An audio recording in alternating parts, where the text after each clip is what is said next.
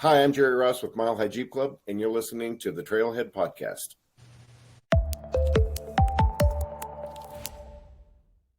Hey Trailheads, we've got a fun episode for you with Jerry Ross and Jeff Fish from the Mile High Jeep Club, all about the Colorado staple event, All for Fun. Now, a quick heads up, we recorded this conversation before the event, but thanks to some technical difficulties, it's just going up now. The good news is we have a follow-up episode coming at you next week with all the live interviews and on-the-ground stories from All for Fun. In this episode, Jerry and Jeff give us the inside scoop on the history and organization of the Mile High Jeep Club and share what makes the All for Fun event so special. For over 50 years, this event has been a cornerstone of the Jeep community, drawing hundreds of participants for a week of trails, activities, and building lifelong friendships. We talk about everything from the different trails and activities to the challenges of organizing such a large gathering and the importance of community in making it all happen. Plus, they offer some great advice for first-time participants looking to make the most of their experience. So buckle up and enjoy this deep dive into one of the most fun and inclusive events in the off-roading community. Hello, Trailheads, and welcome to the Trailhead. Before the trails start today, we need to have a short safety meeting. Off-roading is an exhilarating but inherently risky sport. The insights and opinions that are shared by our hosts and any experts or guests on the podcast are intended to inform and inspire, not replace professional guidance. The Trailhead guests, partners, and any sponsors are not liable for any actions that you take based on what you hear. It is your responsibility to seek professional advice and make informed decisions, especially when attempting potentially dangerous activities. Always check current trail conditions and comply with local laws and regulations. Off-roading requires careful preparation and respect for safety, so ensure that you're well prepared before hitting the trails. And now that that's out of the way, buckle up and let the stories begin. Welcome to the Trailhead, where trails start and stories unfold.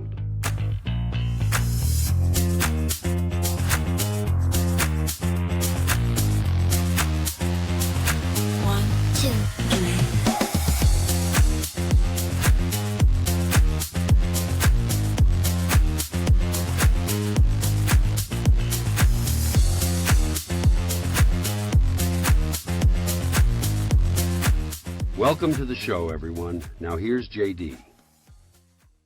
Welcome to the Trailhead. My name is JD, and tonight we've got Jerry Ross and Jeff Fish with All for Fun and Mile High Jeep Club. How you guys doing tonight? Doing well. Yeah. Awesome. Well, and Jeff, real quick, just I don't have a whole lot of information on you, so I know how long Jerry's been with Mile High Jeep Club. How long have you been with Mile High Jeep Club? 29 years. Okay. So Jerry is definitely, I hesitate to use this word, Jerry, but you're his senior? Senior, yeah. So you've been with, Jerry, you've been with Mile High Jeep Club for 43 years. That's a long run. And I got that number right. Yes. Yeah, I joined when I was 17. Very nice. See, you didn't have to say that because then people that want to do math. Oh, okay. yeah. Right. Although I'm pretty sure that our audience doesn't really want to do math, so right. Okay. Right. All right. That's a long time to be, part of this, part of any kind of a club. But I know Mile High Jeep Club is kind of a special situation. Can you kind of talk about Mile High Jeep Club as a whole? For it's been around 50 plus years. Right. Mile High was formed in, I believe, 56 or 57, and incorporated, I think maybe it started in 56, incorporated in 57. So it's been around quite a number of years. Okay. It's one of those things. I mean, I moved to Colorado in 2015 and it immediately started seeing kind of you see the bumper stickers, and then especially you see them on the trails and things like that. So it's kind of cool when I finally ran into one of you guys on Redcone. Actually, the video that's on the TV behind me is footage from that trip where I actually ran into you guys doing a greenhorn run. So you guys have been doing, how long is, well, let me take a step back here. What is the All for Fun event that you guys run every year? Jeff, you want to take that? Sure. It's an event that's put on by Mile High. We try to rotate it to different areas of the state every year. it's kind of getting to the point where we're down to like Empire, Leadville, Silverton, Buena Vista areas, because over the years the event is getting more and more people, so we're needing more and more land just to accommodate everybody. Like just the camping aspects, right? Like the people on site. When I first started, we had a tent that was 100 by 40, I believe it was. Now it's probably double that, just to get everybody underneath the tent on the night that we have activities. We try to organize, come in on Saturday is when is sign in, where you your registration bag, and then Wednesday or Saturday night is usually a welcome dinner or a welcome put on by the club, and then Sundays is the first day to go out on trails or organize trips. So you sign up for the trips. Just about every night there's something going. They've got, I know with Buena Vista, they have the drive-in movie theater, so they organize where you can go down to the drive-in theater and watch a movie in your vehicle. And we have an ice cream social one night. Wednesdays are set aside for vendor day. There's no trails on Wednesday. This year there'll be a pancake breakfast to kind of start it off. The vendor show, I believe, will start about 10 o'clock. And then they have hot dogs that they grill up on for lunch that day. There's beverages, adult beverages for adults, of course, anybody over 21. There's water and soda for anybody else. And you can have, as many waters and pops as you want. There's plenty for everybody, and it goes on every night. There's a door prize night, ice cream social, I think I mentioned. In past, Warren Industries would come in. They would have a barbecue, and then they would have a band and a dance. I don't know if there's a dance scheduled for this year, but if somebody comes to the event and says that they're bored, because there's something going on. There's 5 days of trips that you go out Sunday, Monday, Tuesday, Thursday, Friday. Then we clear out on the following Saturday. We get people all over the U.S. We've had people actually one year come in from France that were guests of Warren, and people from Canada. So, it's a well-attended event, and it's a very fun event. My kids have grown up in it, and still like going, to this day. It's a very family-oriented event. One thing I forgot to mention, on Wednesday we have kids games. We've had adult games, where you'll get in your vehicle and there's an obstacle course, but then there's games for kids, associated with kids, and they might have trophies for the winners, and so it's not just an adult event; it's for everybody. When I first started, our first All for Fun event was in 1996 in Salida, and my kids are in car seats in the back seat, and we're bouncing down the trail, and you look back at the kids and they're both sound asleep in their car seat. You're thinking, how in the world can they, are they sleeping? That's called ingraining it on purpose. Yeah. That's right. Exactly. Yeah. I know, I got a new dog in a couple of years ago, and he could barely see over the door, and I'm like, you have to get you out in the dirt. You need to see the trail, and now it's his favorite thing. It's like he lives for it. Yep. He's so happy when he goes out there for it. Yep. Right. What is your guys' average attendance to these kinds of events? Because I know you kind of you move from place to place a little bit, and I came through there last year while you guys were in Empire, and it didn't look like there were a ton of people there, but it was during the day, so there might have been a ton of people on trail. Last year's Empire event, it was a little lighter than what we expect this year. we probably had a total of 325 vehicles at that event. This year, it's a big number. It is, yeah. If you were there during a day that the trips went out, it tends to be pretty quiet in camp for that. A lot of people take advantage of the trail rides and Gotcha. leave camp for Only people with a hangover are staying back at their tents for Right. a little quiet time. right Fair enough. Okay. or committee that's busily working, getting ready for everybody to return and for whatever event we have going that night. Yeah, that's how I ran into Ryan Boudreau. So Right. because I needed a jack that mine had failed be on the trail nearby, and he was luckily in camp.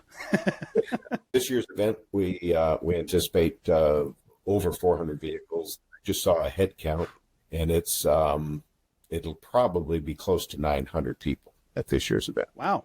Yeah, it's a All significant, right. very popular area in Buena Vista. Yeah, we've had a couple events where we've had over 1,000 people attend.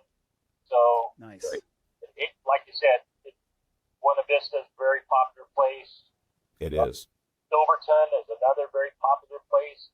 Yes. The venue is a lot smaller, so unfortunately we can't have the number of people that a bigger event area could have, but that's a very popular one, and it's shown up at Silverton. That registration fills up really quick. Yeah, that was a great venue because you could literally walk to the depot for the narrow gauge railroad into town. It was a short walk. Oh, that's cool. Yeah. Yeah.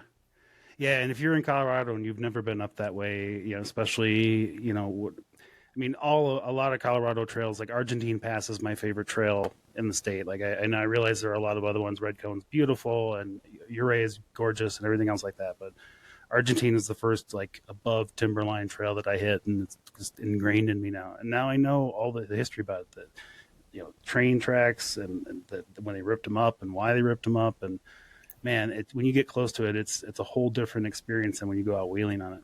Right. And that's one thing that we tend to offer is as much history of the area that we can. We had a gentleman, he just passed last year, but he was very much into the history, and he would write blurbs that ended up in the booklet that we hand out to every participant that gave history of the ghost towns or some of the history of the area, which very cool. A lot of the participants really enjoy reading. I think for a lot of people, the idea of getting in your Jeep and like stepping into the history behind some of those things is really cool, because you're going to people haven't been in a long time, and where a lot of people don't get to go now. Right. I think that's like Buena Vista. I know that part of the reason why that area sticks out to me is it's 2 hours from Denver. It's a bit of a hike. It's a little bit further than you can drive to do a trail and then come home without having to feel like you drove all day. Sure. So I can see that. But I mean, that's a lot of people. Again, this is what, 53 years? I feel like we said it. 58. That's a long time to be organizing this. It is. I know Jeff's been the chairman for the event a couple of different times. 3 times, Jeff. Three times, Jeff? 3 times, and Wow. I think I was looking, maybe out of all the years I've been in the club, I think there's only been 4 or 5 events that I haven't attended. But if I attended, I'm a committee member or a committee head, in one way or another. Do you guys know how many people were at the first event? Actually, I was just reading up on that. There was, I believe, 12 registered vehicles on the first event. Wow. And that was back in 1966. Can't recall. It was here locally in Denver. And It was more just the club. It was just a really kind of a little get-together for the club to get together. It was more just Yeah, that was going to be my next question. How did it kind of morph then into this thing where you guys have, like 900 people potentially coming to your event? They did a movie about All for Fun. It kind of exploded after that. right. That movie was actually produced by Jeep Corporation, and they talked about the benefit of four-wheeling and the hobby that was really taking off. They were really trying to mainstream it around that time. They were, yeah. And it really turned into the very large event in about, I think, 86 or no, maybe 1984. United Four Wheel Drive Association gave Mile High the privilege to host their convention, and that was held in Ouray in 1984, and Very that nice. was a very large event. It was probably maybe twice as large as any other event that we had held up to that point. And after that, that was a concept by Lynn Butler and Pete Doty, and those two guys convinced the club to go along with it. Many club members were dragging their feet, thinking, "Well, what's going to be the benefit?" But it has been a great run since then. And I can imagine, unfortunately, COVID was something that took the event. Obviously, we missed a year because of COVID. Yeah, But, I think a lot of people missed a lot of years for that. Yeah, right. I get that. It started as kind of like a club event, and then it kind of morphed into that bigger event. Nowadays, do you find that it's more seasoned off-roaders that sign up for the event, or do you find that it's more newbies? Is it a pretty good mix of both? Jeff? Yeah, it's a mix of everybody. I mean, people that have never been to the event before, all the way up to people that have been.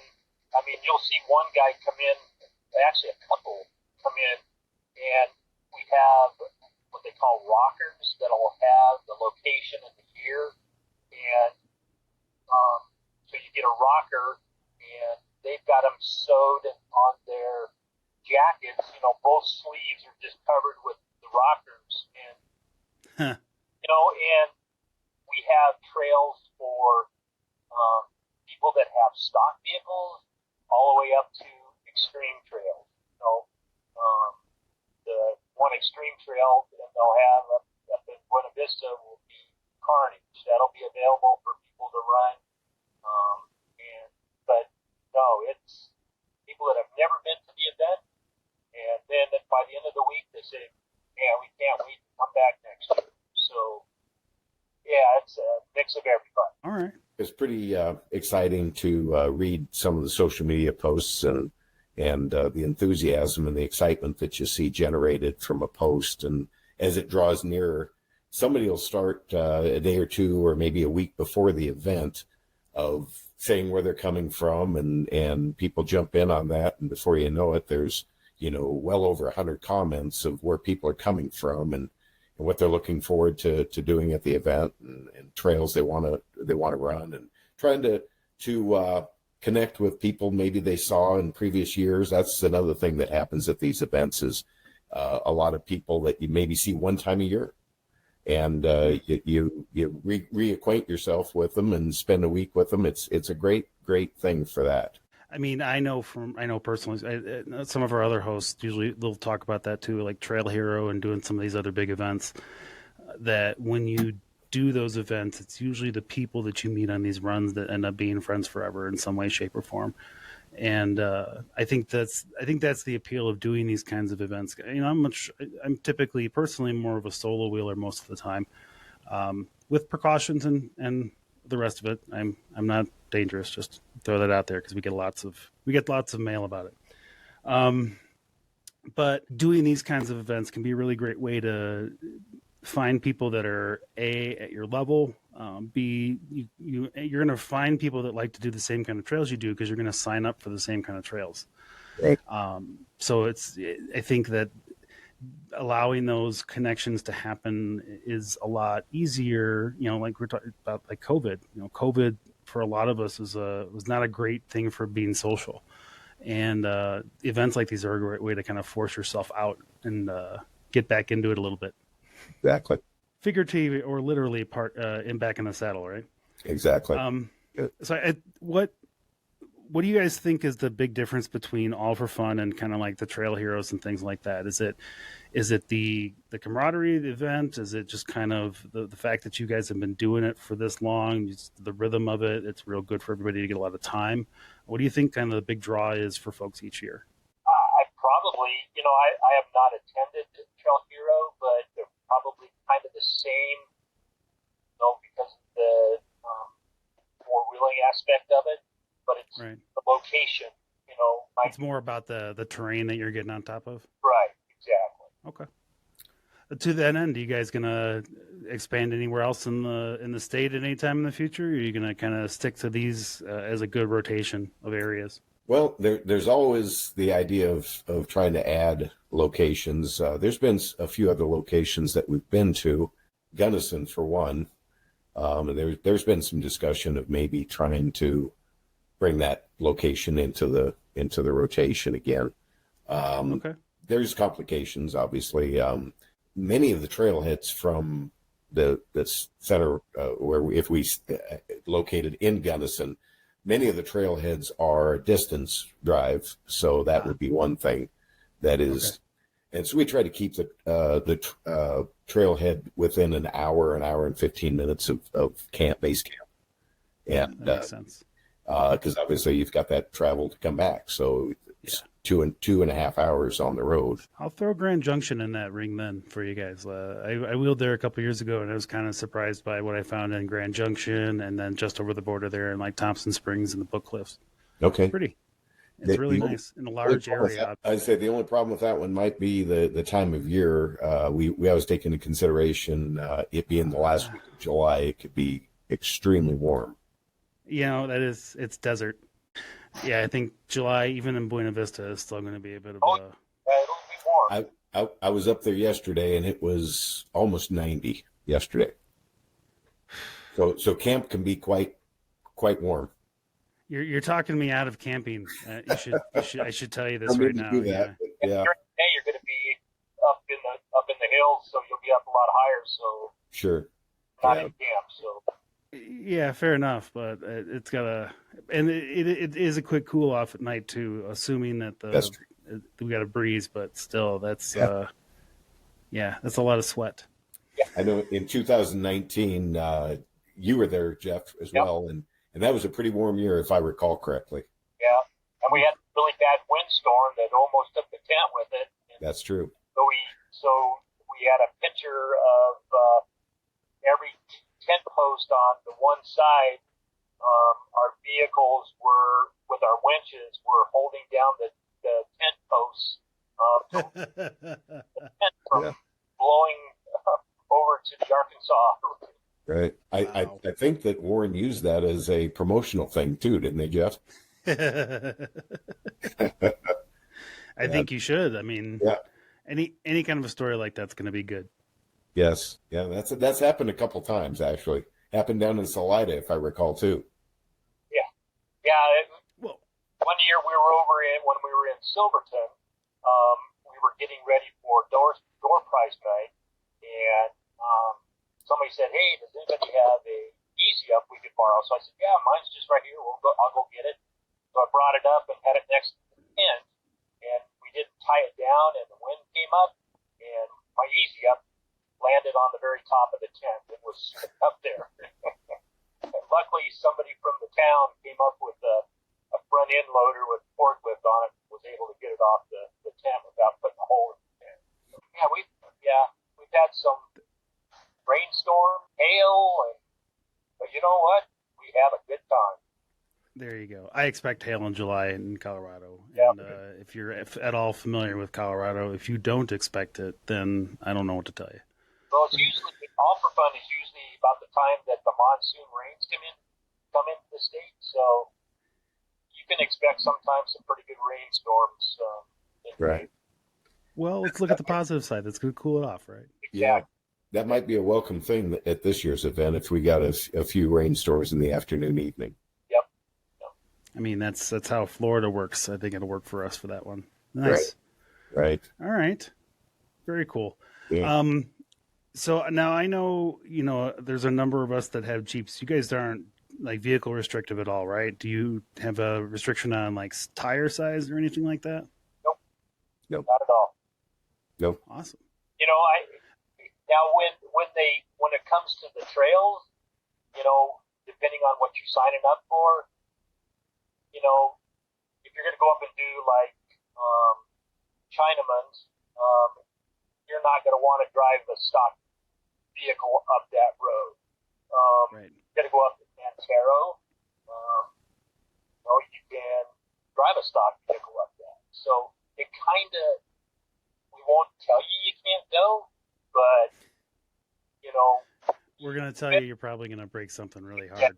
Right. Yeah. And that's one thing that a lot of those questions are asked maybe at trail sign up the evening before the next day's run. That's when they sign up for the trails. There's a lot of information on the sign up sheets that a trail rating and I think it even includes, if it's a pretty challenging trail, it might recommend a rear lock or tire size. I think that some of those recommend that. So. Okay. And I think that's a bit unique for you guys, that kind of a setup and getting essentially what you guys are saying is there's a flat registration fee to come to the event, and then you can just sign up for trails the night before, correct? Correct. Yes. Okay. Yeah. And that's a little bit different. Some of the other ones, they have you sign up for individual trails, but you don't sign up for the event. And right. It's a little bit different. I kind of prefer that method because for me, if I go out on a trail, I'm going to use Chinaman's just because we've been talking about it. If I go out on that one and I get beaten up on it for the whole day and I get back to camp that night, the next day, maybe I want to do an Antero because I'm tired. Right. I can't do that if I pre-registered for, 10 different trails on different days. Yeah. I've never been on Trail Hero either. I've never been to that event. Been to the Easter Jeep Safari quite a number of times. Been quite a number of years since I was out there for that. But both of those events, I think, are quite large. I think there's 2,000 plus registrations at Easter Jeep Safari, and I don't know. I think Trail Hero is quite large too. Well, because they don't do registrations like you guys do. I don't think they have numbers, but yeah, you're talking a couple thousand people, so. Right? And I think that All for Fun is more of I use the term smaller event. But it's it's a little bit more personable, and it just doesn't seem to be overwhelming. Now, that's not to take anything away from those other events. They're great events. And No, and I bring up Trail Hero because we have a couple of hosts that do that one every year, and they've suckered me into going. So I'm doing 2 events this year, which is kind of abnormal for me. Okay, yeah. But all right, and that's our trail size. I think might be like a 20 vehicle. On a trail, go out in Easter Jeep, you might have 50 or something. You can have 50, yeah. So, yeah, that's a bit much for me. Yeah, exactly. Yeah. It'd be a long day. It can be a very long day, Jeff. Yeah, you're right. Had a few of those. That's right. Yeah. I broke on. We were at Salida. I broke on Iron Chest and had to leave the vehicle up on top there. Come back the next day. So. Well, at least you have a bunch of people that could help you recover it. I had a lot of help to get it off. Yeah. Jerry, have you ever broken on the trail out there? You've been doing this longer. It was on Iron Chest. I tore the steering gearbox off of my Jeep on Iron Chest. Yeah, that's what I did. Nice. I broke the steering box on the shelf portion up there at the top. So. Yeah. Okay, note to self: don't do Iron Chest. With Gary and Jeff. That's just specifically you guys. Is that what you're saying? It's not, I could get through it if I wasn't being led astray. Okay. Yeah. And I was the trip on that day. I was the trip leader. Yeah. Oh, of course. But I mean, again, I imagine it's easy. I know a couple people. We've had a Marcus on the show, and I know Ryan Boudreau from Trails Off. I know those guys are equipped to recover people. So I can't imagine a vehicle would even be left on the trail at this point overnight. There's too many people with winches and gear. Yeah, we had to break down my high lift jack, and the handle was used to put in by the knuckle, and a guy by the name of Kevin Carter was up front, walking in front, and he was making slight adjustments, get off the trail just so everybody else would go by. Luckily, they went up to recover it. It had rained, so when we got down to the rock guard, all they had to do was get me up on a rock, and I would slide to the right way and down. Everybody's there to help you. Yeah. Last year's event, we had a gentleman from Salt Lake City who had was just gotten off of Red Cone and was on the road headed down towards Montezuma, and his front end locked up on him. So I was in camp that evening about 6 o'clock, and somebody came into camp and asked if we had a truck and a flatbed trailer, and we did, and we went, picked up this gentleman and took him over to his Jeep and loaded it up and brought it back to camp and dropped it off at the gentleman who comes. Or we have a garage that comes to All for Fun every year. It's Bob and Tyler Schleppy.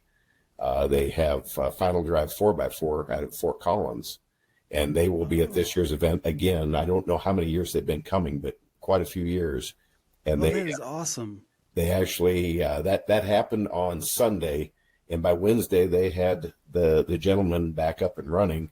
He had totally destroyed the front differential in his Jeep, and they actually had all the parts and had it all installed and finished it up on Wednesday so he could four-wheel or go on trail runs on Thursday and Friday and drive it back to Salt Lake City on Saturday.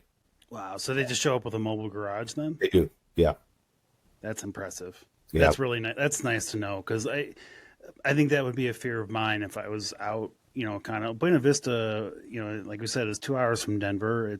There's places with closer service, but Right. I think I would be worried about trying to find a place that can handle that when there's 400 vehicles in town, or how many vehicles there at the event. And even somebody qualified for the modifications that your Jeep might have. Yes. Probably a lot of the smaller garages have never worked on anything of that nature now. But these folks are experienced they're four-wheelers themselves, and they come up to the event, and they are very, very reasonable on their prices that they charge for the service up there. So that's awesome. Yeah. That's a fun, I'm sure, I think at some of these other events that I've been talking about, I think you'd find there are people who are mechanical enough that can help you, and there might even be vendors there that can help you. Right. That's the first time I've ever heard of just, somebody bringing a mobile garage on site to offer those services to people. So that's really cool. That's a cool thing to have. Yeah. Yeah, they rebuilt my transfer case one year when I broke my Atlas. So Atlas was up there, got the part, and they put it together, and I was wheeling by the end of the week. So damn, that's a hell of a thing to break on the trail too. Yeah. Carnage. Wow. I'm 0 for 2 on Carnage. Wife won't let me do that anymore. Yeah. Your record on Carnage is why I don't want to go on it. That, and because the name of it is Carnage. Yeah. It's not the wheeler I am. I'm much more of a backcountry kind of a wheeler. I'm riding with the 2.5-inch lift and the 35-inch tires, and I'm not having any kind of a size problem or concern about myself. So, what kind of trails are you guys doing? So you guys got some of the easier stuff like the Antero and stuff like that. You do have, kind of the hardcore rock crawling stuff too. Like, yeah. There will be this year's event. We have Holy Cross, Wheeler Lake, Grizzly. A lot of the more challenging trails will be offered this year. Yeah. Kind of the locally famous too. Like I know Holy Cross is one that people talk about, and then people who have buggies outside of the state know about Holy Cross. Right. So, and the challenges above Holy Cross is Cleveland Lake or Cleveland Rock. Yeah, that's up above Holy Cross, which that's where some folks would probably say that's where the fun begins, is once you get to the city, and that's the extreme stuff up there that are more. I don't know if buggy is the right word, Jeff. Do you think it's more for buggies up that way? More technical. It is. I've seen one person attempt it. Well, a couple of people attempted and didn't make it. I've seen one person roll on it. So yeah, it's not an easy. It is definitely not easy to get over it. People do it, but I haven't seen it. Sometimes it's just fun to witness and watch the strategies and the abilities of some of these vehicles, that what they're able to do. Sometimes I'm dumbfounded. I know I'm dumbfounded when I'm behind the wheel, and sometimes it just goes up stuff, and you're just like, well, that was not what I expected. Right. It's part of trusting your vehicle, and then the other part of it is just, I think there's a distinct part of it for the guys who do that stuff, guys and gals that do that stuff, is you have to be a little bit crazy, Right. and you have to not care about body damage. Those are the two things, and Right. I still care like 40% about body damage, so I still have a little bit. Like my Jeep is a 2015, so I'm kind of getting away from that, but there's still a little bit of me. It's Sure. like I just don't want to flop it, Right. Right. Yeah. and I would flop it. Yeah. What's in the future for All for Fun? Are you guys? We kind of mentioned, potentially, other places and stuff like that. Are you guys going to keep kind of getting a little bit bigger? Or are you guys going to try to cap it at some place, or maybe host an event in two different places at the same time? Because I know that I said that, and I feel like Jerry just died a little inside because he's just like, I don't want to do two in one. No, I don't know about that concept. I think that the numbers that we're experiencing this year is probably large enough. There comes a point in time where it becomes extremely difficult to find property that will accommodate that many people in one location, and for the base camp. And then you run into an issue with trying to keep your vehicles that are on trails, or the trail vehicle numbers down to a reasonable amount, like Jeff was saying, 20 or under. I think this year we're capping at about 17 vehicles per run. So and there is some regulations within the Forest Service that they request to keep it that under 20. So Yeah. So you have to come up with more trails, and that can be a difficult thing that are within a reasonable distance of base camp. So I think the numbers that we're at, like 400 vehicles and 800, 900 people is probably a comfortable number to Probably about enough. Yeah. There also might be a little bit of a rebound effect coming from the last couple of years. Agreed. People are starting to get back out. I mean, I know I'm one of them. Right. Yeah. Yeah. All right. And what for somebody who's coming to All for Fun for the first time, any advice, any suggestions, things that they should prepare themselves for? I'll go to Jeff first on that question. I think for a new person coming, if they have a question, seek somebody out and ask it. Pretty much anybody that's associated with the club at the event can probably answer the question. But yeah, if they're new to the event and they have a question, please ask. We're there for you because we want you to have a good time and want to come back.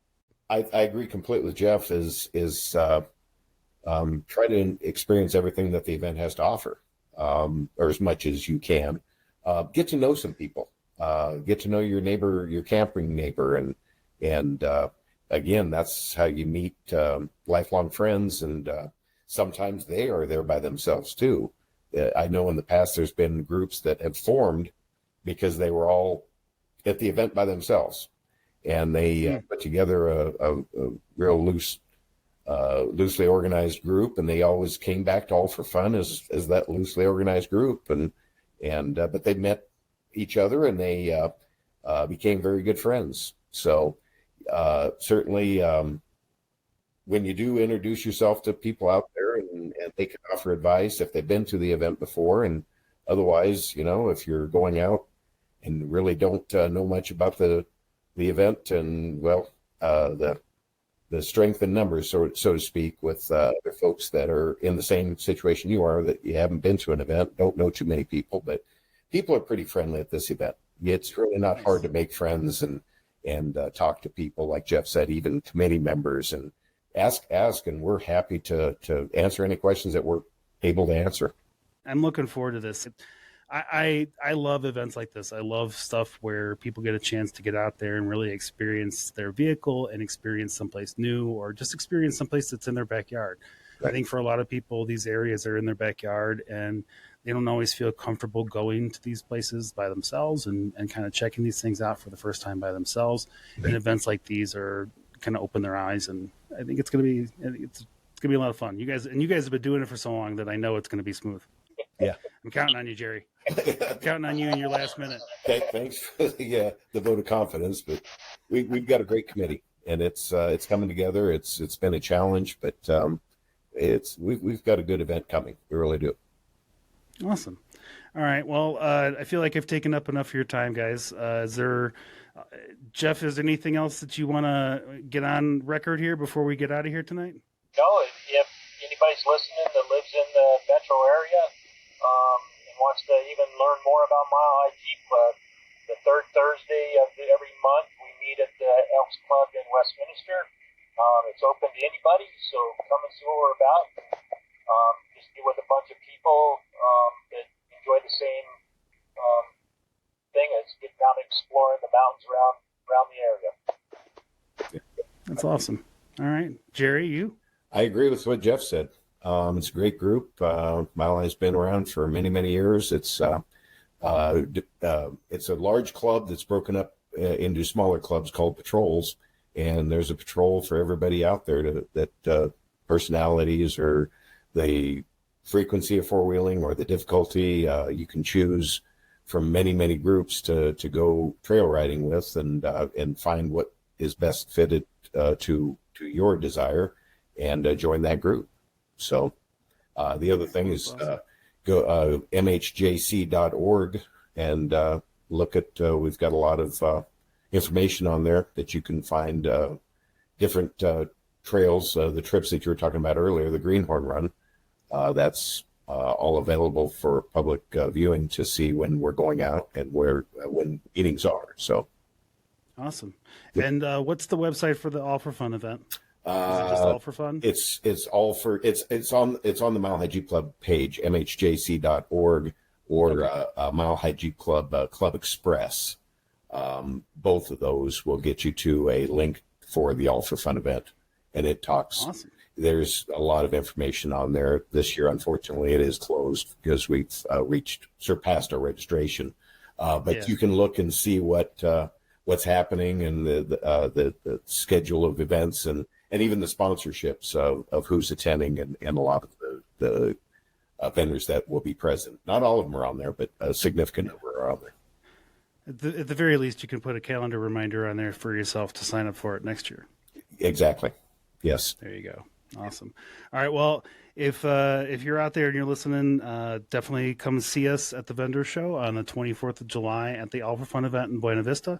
You can get details at the Mile High Jeep Club's webpage.